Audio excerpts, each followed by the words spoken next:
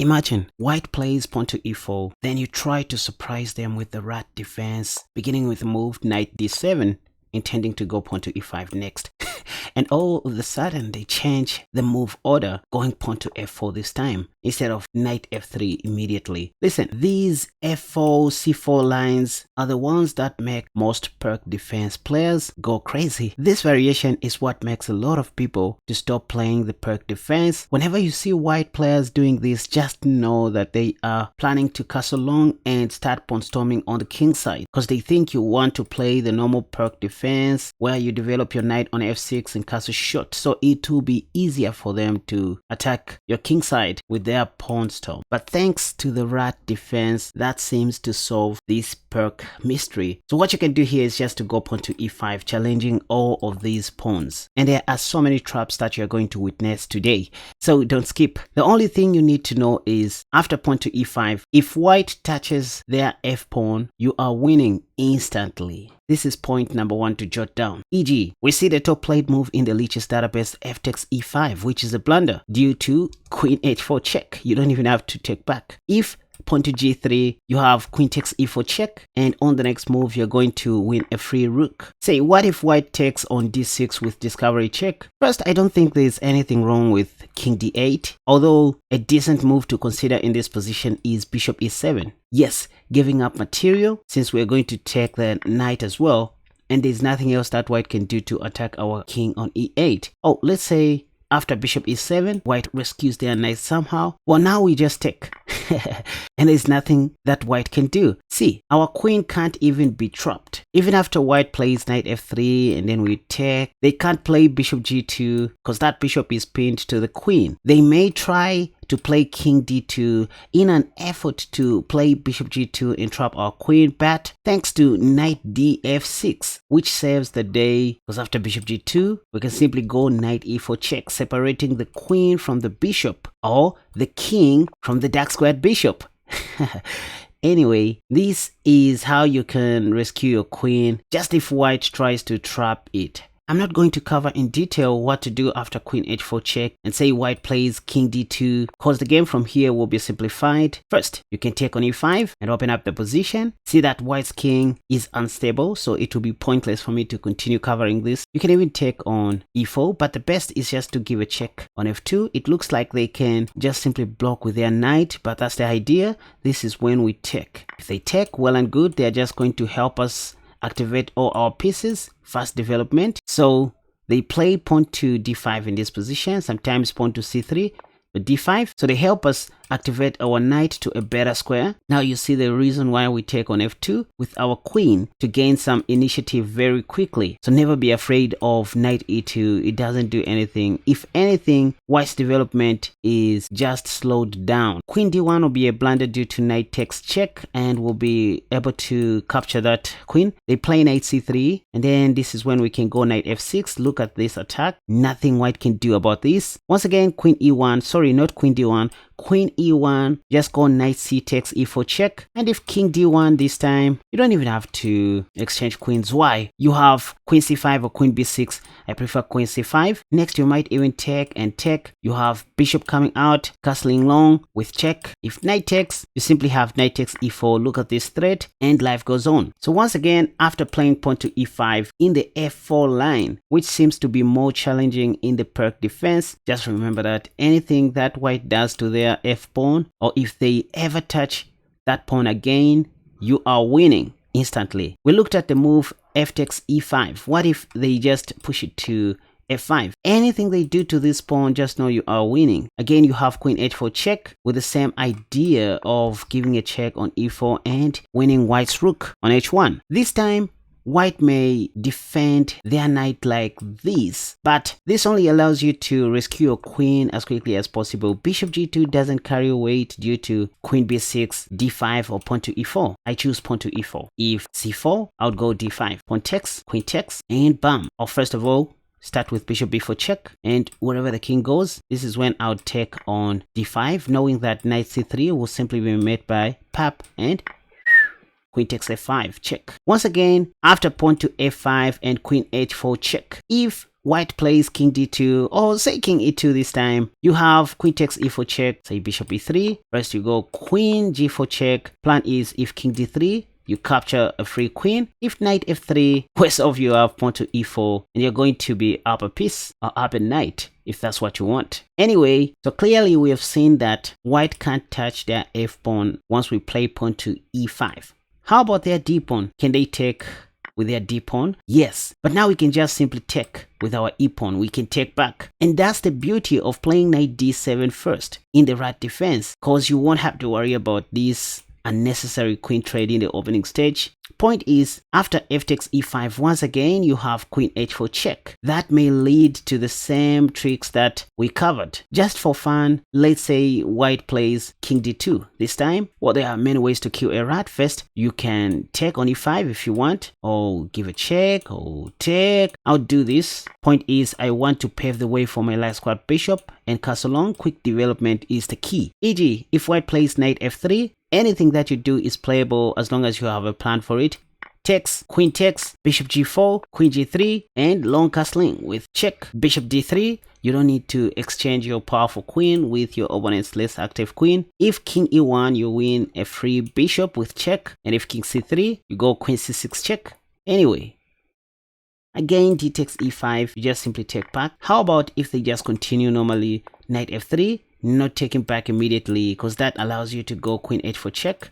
Well, after knight f3, there are so many good things that you can do. First, bishop b4 check, provoking a weakness, and then bishop c5. That's okay. But anyway, in this position, I would just take to oversimplify the game, leaving white with an isolated pawn along the e file. If they take back with their bishop, now they permit me to position my queen on the most potential square, attacking the bishop and the b2 pawn. Most people just go back in this position. Queen c1 just looks passive, as we can do all sorts of things now. So bishop c1, first bishop b4 check, provoking a weakness. If pawn to c3, now we put our bishop on c5. Why giving a check and then coming back to c5? Point is, white won't be able to develop their knight on c3 now, as they normally do. You see, knight c3 can be problematic due to knight d5 next. Bishop c4, they can't cast a shot due to your dark squad bishop. And then here I would play something like knight h6 or queen e7. Knight e5 is also a decent move. It's an attacking move, by the way. Here is an important principle for you guys. Always look for attacking moves. That sounds simple, but if you want to be dominating most of your games, stop developing your pieces anyhow or moving your pieces anyhow. Think of your opponent's weaknesses at every point. For example, I could have played knight h6 here, but I noticed it wasn't coming with any threat or any attack. I could have played knight e7, but again, it wasn't coming with any attack. That's why I thought of knight e5, because that came with an attack on the bishop and also putting more pressure on white's knight. E.g., if they take, now there is mate in one. That's how we win most of our games. If there are no attacking moves on the board, just think of positioning your pieces on the most active squares where they are going to control many other squares. Anyway, again, d takes e5, you just simply take back. If knight f3, think of taking back and open up the position. Sometimes after knight f3 and pawn takes, white may play knight c3, not caring about this pawn. But let me show you how to hold on to that pawn. Temporarily, you can go bishop d6 in this particular opening. Point is, there is no pawn to e5 due to knight takes e5. You're just up a pawn. If knight takes, you don't even have to take back due to queen h4 check. g3, fg. If they take, you don't even need the rook. Just go for the king, and after king d2 or something like that, you continue doing what you do. Perhaps bishop takes, queen e1. You see, don't complicate things, especially if you have a lead in development or a positional advantage. See that you are up by 3 pawns. So in this position, the best you can do is to start eliminating pieces, meaning you exchange big pieces but not pawns. You keep pawns for the endgame. I would start like this: queen takes e1 check, king takes, bishop takes with check, bc, and then start looking for ways to exchange the remaining big pieces so that in the end game I may remain with 3 good passed pawns. Knight f6, bishop g2, castle shot, bishop g5, a tricky move, knight e4. Point is, I just want to win a pawn or capture the dark squad bishop. The more pieces I take, the higher chances I have for winning this game. There is no bishop takes due to rook pin, and there's nothing white can do about this. And this is what I meant by exchanging big pieces but not pawns. So that was just a little endgame study for you guys. There's no rook h4, by the way, due to pawn to f5 or bishop f5. There's just nothing in this position. You're going to take back the pieces. In fact, if this happens, I propose you even take back with your rook. You keep on exchanging materials, more materials. Say this, rook a e8. Now you want to oversimplify this.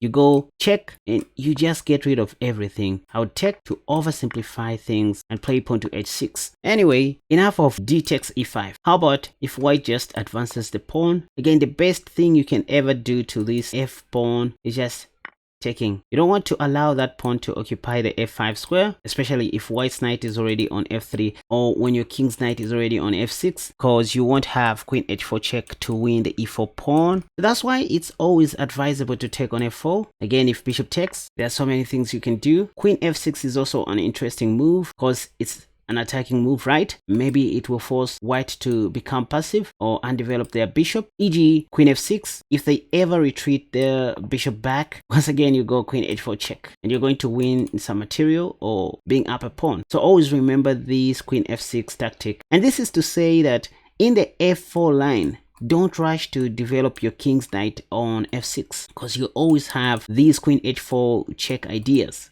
After pawn takes, if they don't take immediately, and let's say they play knight f3 first, stopping queen h4 check, think of this as the king's gambit, where you can even play pawn to g5 here. But anyway, instead of overextending your pawns and that, you can also trust in queen f6. This is why I'm discouraging you from playing knight f6 in this particular f4 line. So queen f6 becomes handy as you are protecting your f-pawn and not allowing white to develop their bishop. If they play knight c3, defending their e-pawn in advance, this is why you can even go knight e5 if you think about it, knowing that knight takes e5 can be met with d takes e5, and then you will put your bishop on d6 followed by knight e7. But in this particular position, again, there's a trick. You can start with queen h4 check. Point is, if g3 is played, you just take. If they ever think of rescuing their knight like that, you simply go g2. This is discovery check. They have to take, after which you promote into a donkey if you want. The pawn is under attack. If they develop a bishop for that, it looks like your queen is somehow trapped, but thanks to bishop e7, doesn't matter even if they play knight g2, because position is just too open for your queen to be trapped so easily. Nope.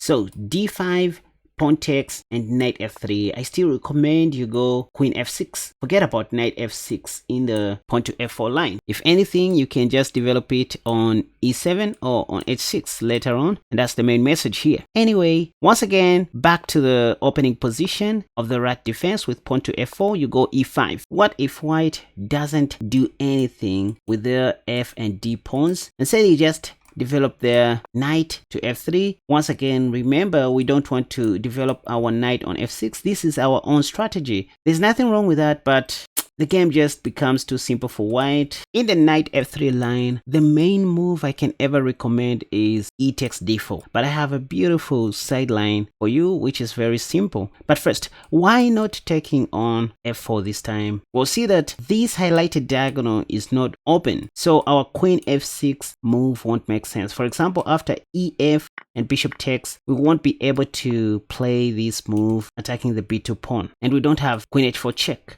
due to the presence of the knight. So in this particular position, you want to take on d4. And point is, if knight takes, at least you can attack the e4 pawn like this. Again, not putting your knight on f6 first.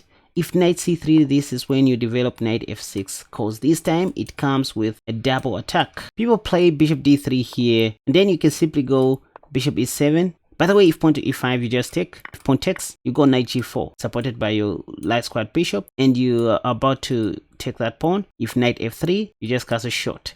h3, you even have bishop h4 check this time. So the best you can do in this line where white delays capturing on e5 and rather goes knight f3, just take on d4. Even if white takes back with a queen, go for the queen f6 line. It's very simple to understand. You just want to trade off queens, which they are not going to do, I swear. Most white players are not just ready to play without queens very early in the opening stage. If they take back with the knight like this, queen f6 won't have much impact. There's nothing you are forcing there, so that's why you want to go knight c5, attacking these other pawns, so that if this happens, now you go knight f6 and boom, fe, knight g4 once again. By the way, if bishop e2 in this position, just take on e5. The other move order you can try instead of e takes d4 is queen e7. So the way you can memorize this is by remembering the Brazilian defense where we play queen e7 on the second move after pawn to e5. Point is, if pawn takes, you just take back, and after pawn takes, the game gets back to equality all of a sudden, if not black having a slight advantage. They're not going to do that easily. Again, you're just one move away from taking and giving a check. For example, if white plays d5, you can just take, and after this, you do that. So queen e7 is another solution to this variation. Again, if f takes e5, you just take back. If d5 this time, you have queen c5, queen b4 check, but even safer is queen d8. Just going back to the drawing board, bishop b5, knight f6, knight c3, bishop b4, knight takes e5, queen e7, again, knight takes, first bishop takes, pawn takes, queen takes, queen e2, bishop takes, check, king takes, queen takes, knight takes, and black is better. After queen e7, if white plays knight c3, as I said in my Brazilian defense video, even in my rat defense, knight c3 should always be met with pawn to c6 to stop knight d5 or knight b5. You know the idea. Sometimes you can also play knight gf6 here, but pawn to c6 is always good. You are over controlling the e5 square with your pieces and your d pawn, so you won't lose any material there. They play bishop c4, e takes d4, because if queen takes d4 happens, you can simply go d5, and white can't do anything about this. They have to go back. For example, their e pawn is pinned to the king, so they play bishop b3 most of the times, and now you go knight c5, ready to get rid of that bishop. Maybe the best they can do is just to sacrifice a piece in this position, I don't know, after which you take back, and after knight takes d5, best you can do knight e6, counter-attacking the queen and also stopping knight c7 check. If queen a4 check, you have bishop d7, or let's say queen c4, you go queen c5. If check, you just take. Your queen is protected by the dark squared bishop. So these are things to consider in these kinds of lines. After bishop c4, just remember to take on d4, that's all, because at the end of the day, you have pawn to d5. Right, so that's all with this opening. Let me know which version you like between queen e7 in this position or pawn takes. As for me, I think the e takes d4 line is simpler, as I have freedom to control the game and probably get back into the game faster, because most white players don't like trading off queens. They won't just be able to find correct moves all the way through. Anyway, thank you for watching, and let me know what you think in the comment section down below.